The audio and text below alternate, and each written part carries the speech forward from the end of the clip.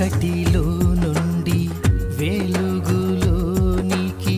నడిపించే సత్య జీవ మార్గం, ఇది సత్య జీవ మార్గం, సత్య జీవ మార్గం, ఇది సత్య జీవ మార్గం. మార్గం సత్యం జీవం, మార్గం సత్యం జీవం.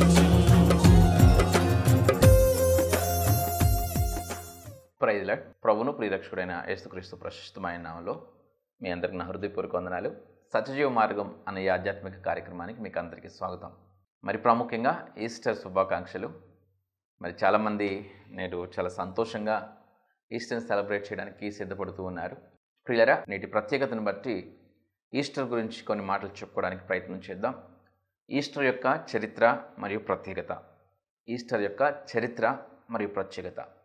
మనం లేఖనాల నుంచి ఈస్టర్ చరిత్ర ప్రత్యేకత గురించి ఆలోచన చేయడానికి ప్రయత్నం చేద్దాం. కొరింథీయులకు రాసిన మొదటి పత్రిక 15వ అధ్యాయం 3వ వచనం.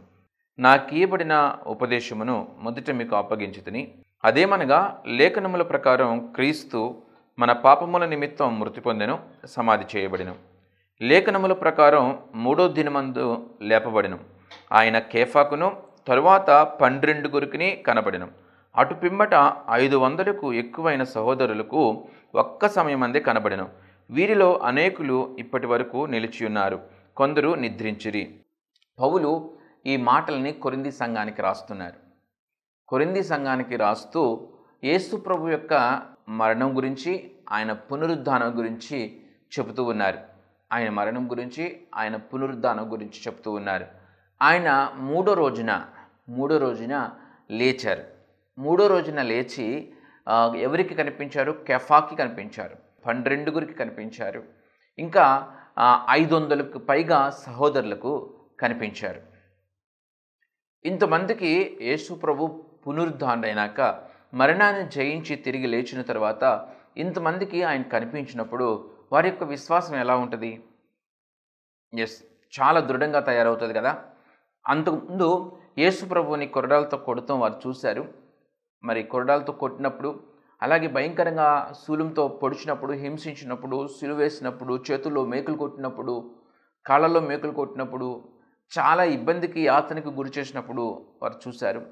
అలాగే యేసు ప్రభు అంతకుముందు బోధ చేస్తూ పరలోక రాజ్యం గురించి ప్రజలందరికీ కూడా అర్థమయ్యేలాగా చెప్తూ అనేక మంది రోగులను స్వస్థపరుస్తున్నప్పుడు, దయ్యాలను తరిమి కొడుతున్నప్పుడు కూడా ఈ ప్రజలు చూశారు.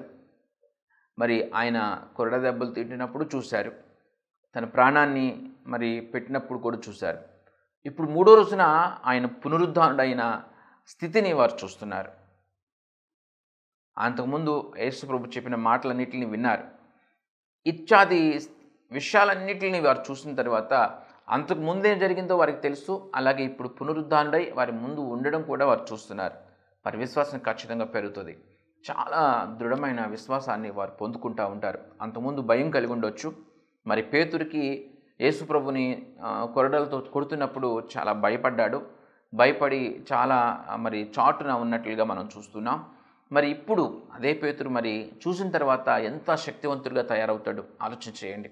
ఎంత ధైర్యవంతుడిగా తయారవుతాడు, ఎంత చక్కగా యేసు ప్రభు గురించి బోధిస్తాడో ఆలోచన చేయండి. కెఫాకి 12 మంది శిష్యులకు, 12 అలాగే 500కు పైగా సహోదరులకి ఆయన కనిపించారు. ప్రియులారా, ఈ మాటలు చెప్తున్న వ్యక్తి ఎవరు? ఈ మాటలు చెప్తున్న వ్యక్తి పౌలు. కొరింథీ సంఘానికి రాస్తున్నారు. కొరింథీ సంఘానికి రాస్తూ కొరింథీయులకి ఈ మాటను చెప్తున్నారు. ఆయన కెఫాకును తరువాత 12 కనపడెను. అటుపిమ్మట 500కు ఎక్కువైన సహోదరులకు ఒక్క సమయమందే కనపడెను. వీరిలో అనేకులు ఇప్పటి వరకు నిలిచి ఉన్నారు, కొందరు నిద్రించిరి.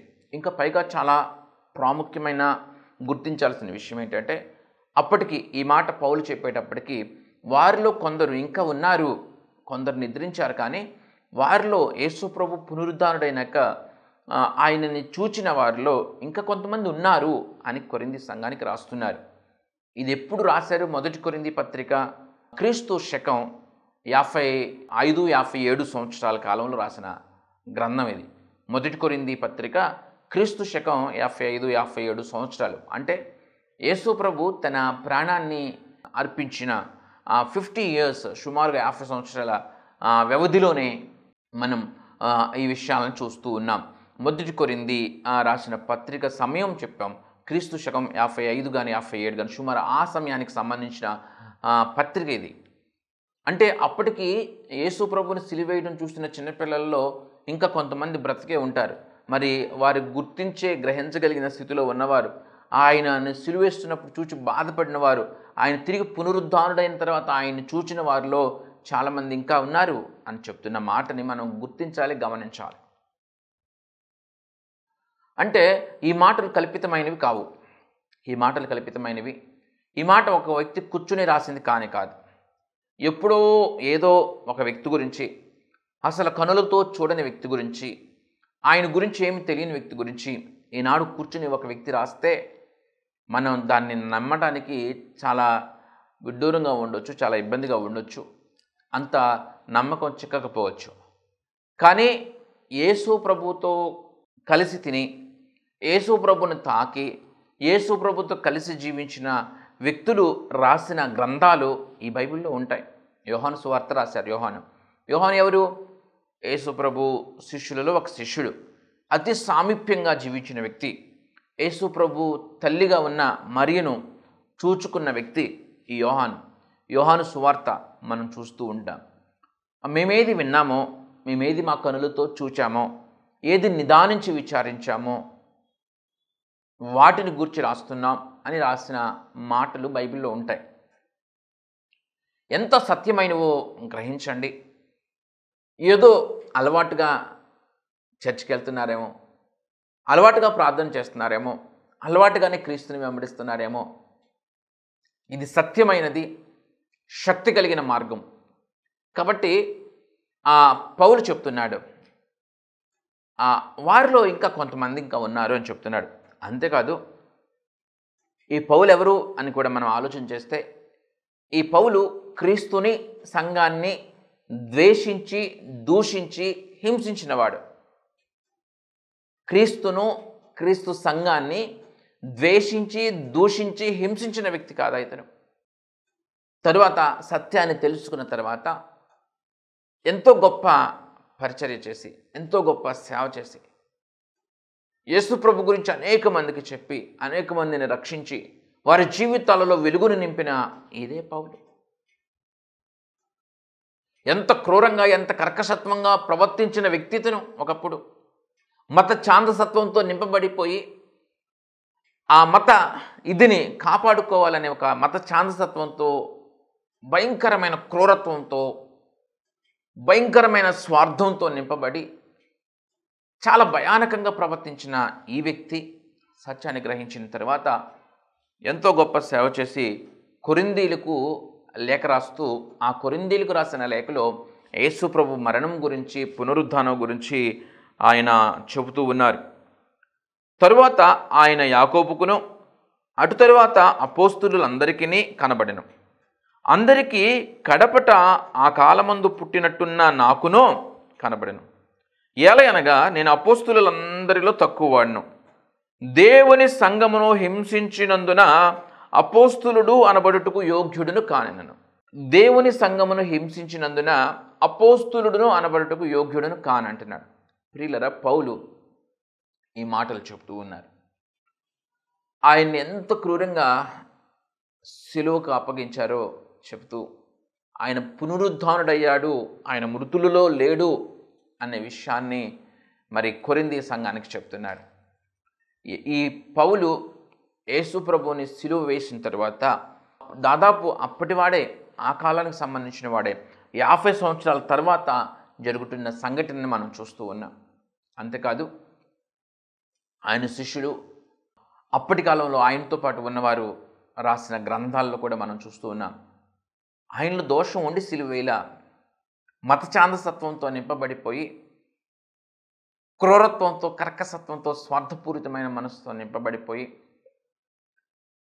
కక్షతో మరి ఆయన్ని సిలువ వేయాలని పట్టుపట్టి ఆ యొక్క మత ఛాందసవాదులు చేసిన పనిగా మనం చూస్తూ ఉంటాం. పిలాతు చాలాసార్లు చెప్పాడు, చాలాసార్లు ఇతని యందు నాకు దోషం కనిపించడం లేదు, ఇతని యందు నాకు ఏ దోషం కనిపించడం లేదు, ఇతని యందు నాకు ఏ దోషం కనిపించడం లేదు, ఇతని యందు నాకు ఏ దోషం కనిపించడం లేదు అని ఎన్నిసార్లు పిలాతు చెప్పినా మరి ఆ మత ఛాందసవాదులైన, ఆ ప్రధాన యాజకులైన, శాస్త్రులైన, పరిసయ్యులైన వారి మాటను వారు నెగ్గించుకుంటున్నట్లుగా మనం చూస్తూ ఉంటాం.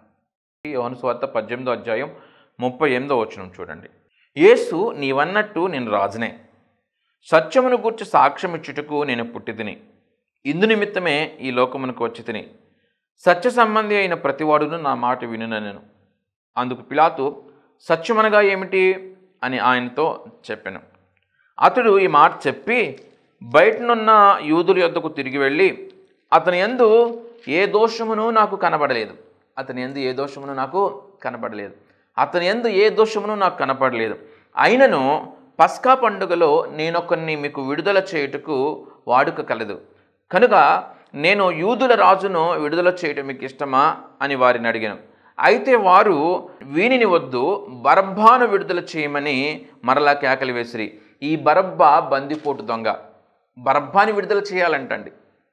ఒక బందిపోటు దొంగను విడుదల చేయమని వారు కేకలు వేశారు. వారిలో చాలామందిని చంపి దోచుకున్న దొంగను విడుదల చేయాలి, కానీ యేసును సిలువ వేయమని కేకలు వేశారు. ఎందుకంటే ఈ ప్రధాన యాజకులు, ఈ మత ఛాందసవాదులు ఎందుకు ఇంత యేసు ప్రభు మీద కక్ష కట్టాల్సిన పరిస్థితి ఎందుకు వచ్చింది అంటే, యేసు ప్రభు బోధించడం మొదలెట్టినాక చాలామంది జనులు తండోపతండాలుగా ఈ ప్రధాన యాజకుల్ని, శాస్త్రుల్ని, పరిసయ్యుల్ని విడిచి యేసుని వెంబడించడం మొదలెట్టారు. యేసు ప్రభు దగ్గరికి వెళ్ళటం వలన వారి జీవితాలు మారుతున్నాయి. యేసు ప్రభుని వెంబడించడం వలన వారు శాంతిని పొందుకుంటున్నారు, స్వస్థత పొందుకుంటున్నారు. వారి వలన మరికొంతమందికి తెలుస్తుంది. మిగిలిన వారు ఈ రీతిగా అనేక మంది యేసు ప్రభుని వెంబడించడం వలన ఈ ప్రధాన యాజకులు, శాస్త్రులు, పరిసయ్యులకు ఉన్న విలువ తగ్గిపోతూ ఉంది. వారు అంతకుముందు వారికి ఇష్టం వచ్చినట్లుగా ఈ జనుల మీద పెత్తనం చేసేవారు, వారిని హీనంగా చూసేవారు, చాలా భయంకరంగా మరి వారికి అంటే ఎక్కువ అధికులుగా వారి మీద పెత్తనం చలాయిస్తూ వారి నుంచి దోచుకుంటూ మరి వారి నుంచి సంపాదన పొందుకుంటూ ఉన్న వీరు ఇప్పుడు సంపాదన తగ్గిపోతుంది.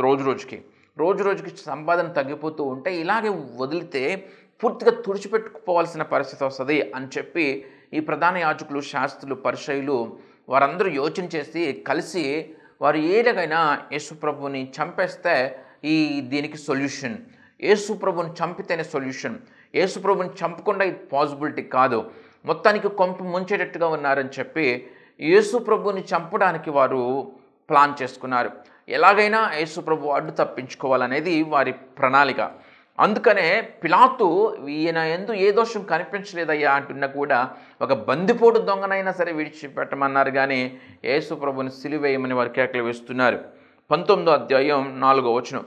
ఇదిగో, ఈయన యందు ఏ దోషమును నాకు కనబడలేదని మీకు తెలియనట్లు ఈయనను మీ యొద్దకు వెలుపలికి తీసుకుని వచ్చుచున్నానని వారితో అనెను. మరలా పిలాతు అంటున్నాడు, ఈయన యందు నాకు ఏ దోషం కనిపించడం లేదయ్యా, నేను మనుష్య కుమారునని చెప్పడం తప్ప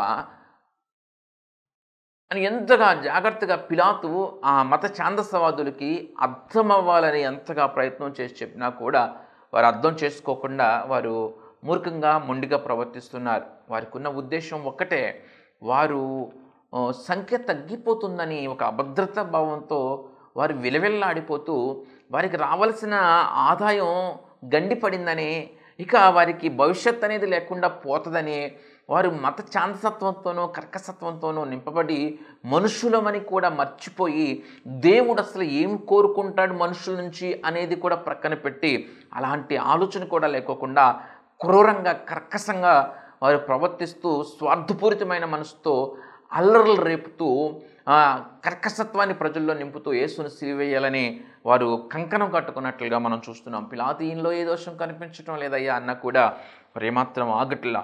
అలాగే 6వ వచనం మనం చూసినట్లయితే, ప్రధాన యాజకులను, బంట్రోతులను ఆయన చూచి సిలువేయము అని కేకలు వేయగా పిలాతు, ఆయన యందు ఏ దోషమునూ నాకు కనబడలేదు కనుక మీరే ఆయనను తీసుకొని పోయి సిలువేయడని వారితో చెప్పెను. అలాగే 12వ వచనం చూడండి.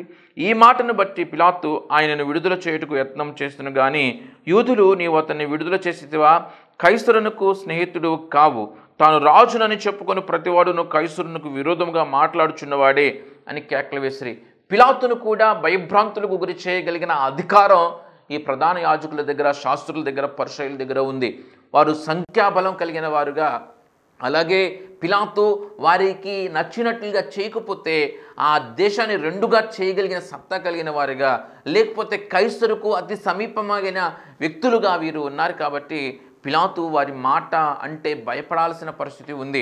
అంటే వీరి అధికారాన్ని, వారి రాజకీయాన్ని అన్నిటిని వీరు వాడుతూ భయంకరంగా మరి మత ఛాందసత్వంతో నింపబడిన వారిగా ఈ ప్రధాన యాజకులు, శాస్త్రులు, పరిసయ్యులు మనకు కనిపిస్తూ యేసును సిలువ వేయాలి, ఒక పనికి మాలిన దోపిడి దొంగైన ఆ బరబ్బానైనా విడిచిపెట్టను కానీ యేసును సిలువ వేయమని వారు కేకలు వేశారు. వారి కేకలు గెలిచాయి. మరి యేసు ప్రభుని సిలువ వేశారు. యేసు ప్రభుని సిలువ వేసిన తర్వాత ఆయన శిష్యుల్లో ఒక కలవరం, కొంతమందిలో కలవరం మొదలైంది. చాలా కలవరం చెందారు, చాలా భయభ్రాంతులకు గురయ్యారు. మరి ఆ తరువాత 3వ రోజున ఆయన తిరిగి పునరుద్ధానుడయ్యాడు. యేసు ప్రభుని మరణం పట్టుకుని ఉంచలేకపోయింది. ఆయన 3వ రోజున పునరుద్ధానుడయ్యాడు. ఇవన్నీ లేఖనాల ప్రకారంగా జరుగుతూ ఉన్నాయి. 3వ రోజున ఆయన పునరుద్ధానుడయ్యాడు. ఆ యొక్క సంగతుల్ని మనం మత్తయి సువార్త 28వ అధ్యాయంలో చూడగలం. ఈ యోహాను ఎవరింతకీ? ఈ యోహాను ఇప్పుడు రాసిన ఈ మాటలను చదివిన యోహాను ఎవరంటే ఆయనతో పాటు ఉన్నవాడు. ఆయనని కొరడలతో కొట్టినప్పుడు ఏడ్చినవాడు, దుఃఖించినవాడు, ఆయనతో పాటు ఇంతకుముందు బోధలో ఉన్నవాడు, అవన్నీ కనులతో చూచినవాడు చెప్పిన మాటలండి ఇవి. ఎవడో ఇప్పుడు కూర్చొని చెప్పిన మాటలు కాదు. ఏదో ఫలానా యుగం అని చెప్పిన మాటలు కాదండి ఇవి. ప్రియులరా, ఎంతగానో మరి ఆయనతో ఉన్న వ్యక్తి చెప్పిన మాటలను మనం చూస్తూ ఉన్నాం. మత్తయి సువార్త 28వ అధ్యాయంలో మనం మరికొన్ని విషయాల్ని, యేసు ప్రభు పునరుద్ధానుడైన తర్వాత జరిగిన విషయాలను మనం చూడడానికి అవకాశం ఉంటుంది. 28వ అధ్యాయం 1వ వచనం నుంచి. విశ్రాంతి దినం గడిచిపోయిన తరువాత ఆదివారం తెల్లవారుచుండగా మగ్దలేనే మరియు వేరొక మరియు సమాధిని చూడవచ్చిరి. ఈ మగ్దలేనే మరియు వేరొక మరియు, మగ్దలేనే మరియు ఎవరు? మగ్దలేనే మరియు ఎవరంటే ఈ ప్రధాన యాజకులు, శాస్త్రులు, పరిసయ్యులు వ్యభిచారంలో పట్టబడిన ఒక స్త్రీని పట్టుకుని యేసు ప్రభువుని ఇరకాటంలో పెట్టాలని. ఇప్పుడు ఈ స్త్రీ వ్యభిచారంలో పట్టబడింది. ఇప్పుడు ఈ స్త్రీని రాళ్లతో కొట్టి చంపేయాలి ధర్మశాస్త్రం ప్రకారం. మరి రాళ్లతో కొట్టి చంపేయమంటావా, మరి ఏం చేయమంటావా అన్నట్లుగా యేసు ప్రభు దగ్గరికి ఆ స్త్రీని తీసుకువచ్చారు. ఒకవేళ రాళ్లతో కొట్టి చంపేయమంటే ఆయన ప్రేమ లేనివాడని, ఒకవేళ చంపొద్దంటే ఆయన ధర్మశాస్త్రాన్ని వ్యతిరేకిస్తున్నాడని, ఏదో ఒక రకంగా ఇరకాటంలో పెట్టాలి, ఎలాగైనా ఈ స్త్రీని చంపుతాం అనుకుని వారు ఒక నిర్ణయానికి వచ్చేసి ఆ స్త్రీని యేసుప్రభు దగ్గరికి తీసుకొచ్చినప్పుడు ప్రియులరా, యేసుప్రభు చాలా చక్కగా ఆ స్త్రీని రక్షించారు. ఆ స్త్రీని పరిశుద్ధమైన వ్యక్తిగా మార్చారు. జీవితాలని తీర్చిదిద్దే దేవుడు యేసుప్రభు, జీవితాలని ఉన్నతంగా మార్చే దేవుడు, పాపిని పరిశుద్ధునిగా మార్చగలిగిన శక్తి కలిగిన దేవుడుగా మనం చూస్తున్న యేసు మనకు కనిపిస్తూ ఉన్నాడు. ప్రియులరా, ఆ మగ్దలేని మరియును రాళ్లతో కొట్టి చంపేయమన్నప్పుడు ఆ యేసుప్రభు అన్న మాట ఏంటంటే, మీలో పాపము చేయనివాడు ఆ మొదటి రాయి వేయమని చెప్తే వారి చేతుల్లో ఉన్న ఒక్కొక్క రాయిని వారు విడిచి వెళ్ళిపోయారు. ఎందుకో తెలుసా? యేసు ప్రభు వారి జీవితాల్లో జరిగిన ప్రతి సంఘటనను చెప్పగలరు. వారి మనసులో ఆలోచన పుట్టక మునిపే వారి మనసులో ఏమనుకుంటున్నారో కూడా యేసు ప్రభు చెప్తూ ఉండేవారు. అందుకని వారికి భయం, ఒకవేళ వారు ఆ రాయి వేసినట్లయితే ఈ మాట అన్న తర్వాత కూడా వారు ఎలాంటి వారో, వారు ఏం చేశారో యేసు ప్రభు చెప్తాడన్న భయంతోనే వారు వెళ్ళిపోయారు. వాళ్ళు వెళ్ళిపోయినాక, అందరు రాళ్ళు పడేసి వెళ్ళిపోయినాక యేసు ప్రభు చూసి, అమ్మా నేను కూడా నిన్ను శిక్షించను, ఇక పాపం చేయక పరిశుద్ధంగా బ్రతుకొని, యేసు ప్రభు నోటి నుంచి వచ్చిన ఒక్క మాటతో ఆ స్త్రీ చాలా తన పాప జీవితాన్ని విడిచిపెట్టి నూతనమైన జీవితాన్ని జీవించింది. మరి పునరుద్ధానం అంటే నూతనమైన జీవితం, పరిశుద్ధ జీవితం, నూతనమైన జీవితం, ద సెకండ్ లైఫ్, రెండో జీవితం. అది పునరుద్ధానం అంటే బాప్తిసం పొందిన ప్రతి వ్యక్తి కూడా ఒక నూతనమైన జీవితాన్ని జీవించాలని చెప్పుకుంటుండ ఈ మగ్దలేని మరియ రూపాంతరం చెంది మారు మనసు పొంది నూతనమైన పరిశుద్ధమైన జీవితాన్ని జీవించింది. ఆ స్త్రీ మగ్దలేని మరియు వేరొక మరియు సమాధిని చూడవచ్చుది. ఇదిగో ప్రభువు దూత పరలోకము నుండి దిగి వచ్చి రాయి పొర్లించి దాని మీద కూర్చుండెను. అప్పుడు మహాభూకంపం కలిగిను. ఆ దూత స్వరూపము మెరుపు వలె ఉండెను. అతని వస్త్రం హిమమంతా తెల్లగా ఉండెను. అతనికి భయపడుట వలన కావలివారు వనికి చచ్చిన వారి వలె ఉండిరి. దూత ఆ స్త్రీలను చూచి, మీరు భయపడకుడి, సిలువ వేయబడిన యేసును మీరు వెతుకుచున్నారని నాకు తెలియను. ఆయన ఇక్కడ లేడు, తాను చెప్పినట్టే ఆయన లేచి ఉన్నాడు. రండి, ప్రభువు పండుకొనిన స్థలం చూచి త్వరగా వెళ్ళి ఆయన మృతులలో నుండి లేచి ఉన్నాడని ఆయన శిష్యులకు తెలియచేయుడి. ఇదిగో ఆయన గలిలయలోనికి మీకు ముందుగా వెళ్ళుచున్నాడు, అక్కడ మీరు ఆయనను చూతురు. ఇదిగో మీతో చెప్పితిన నేను. వారు భయముతోనూ మహానందముతోనూ సమాధి యుద్ధ నుండి త్వరగా వెళ్ళి ఆయన శిష్యులకు ఈ వర్తమానం తెలుప పరిగెత్తుచుండగా యేసు వారిని ఎదుర్కొని, మీకు శుభమని చెప్పాను. వారు ఆయన యొద్దకు వచ్చి ఆయన పాదములు పట్టుకుని ఆయనకు మొక్కగా, యేసు భయపడుకుడి, మీరు వెళ్ళి నా సహోదరులు గలిలయకు వెళ్ళవలెననియు వారక్కడ నన్ను చూతురనియు వారికి తెలుపమనెను. మరి చాలా చక్కగా ఆయన 3వ రోజున పునరుద్ధానమయ్యాడు.